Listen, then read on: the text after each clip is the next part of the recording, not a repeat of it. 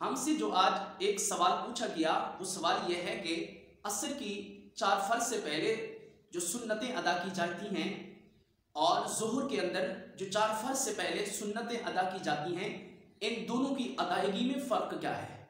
इन दोनों की अदायगी में 2 चीज़ों का फ़र्क है। पहला फ़र्क यह है कि जो असर की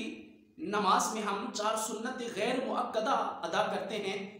दूसरी रकात में जब आपने अत्तहियात पढ़नी है तो मुकम्मल अत्तहियात पढ़नी है, यानी यौम यक़ूमुल हिसाब तक,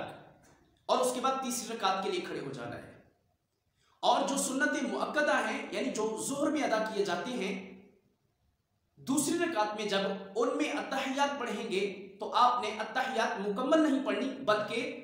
अब्दुहु व रसूलुहु तक पढ़नी है और तीसरी रकात के लिए खड़े हो जाना है। और दूसरा फ़र्क जो है सुन्नत गैर मुअक्कदा, यानी जो असर की नमाज में सुन्नत अदा की जाती हैं, तीसरी रकात में सूरह फातिहा से पहले सना पढ़नी है, और सुन्नत मुअक्कदा में जो ज़ोहर में अदा की जाती हैं उनमें सूरह फातिहा से पहले सना नहीं पढ़नी। और सुन्नत मुअक्कदा और सुन्नत गैर मुअक्कदा की तमाम रकाआत में सूरह फातिहा के बाद आपने साथ दूसरी किसी सूरत को भी मिलाना होगा।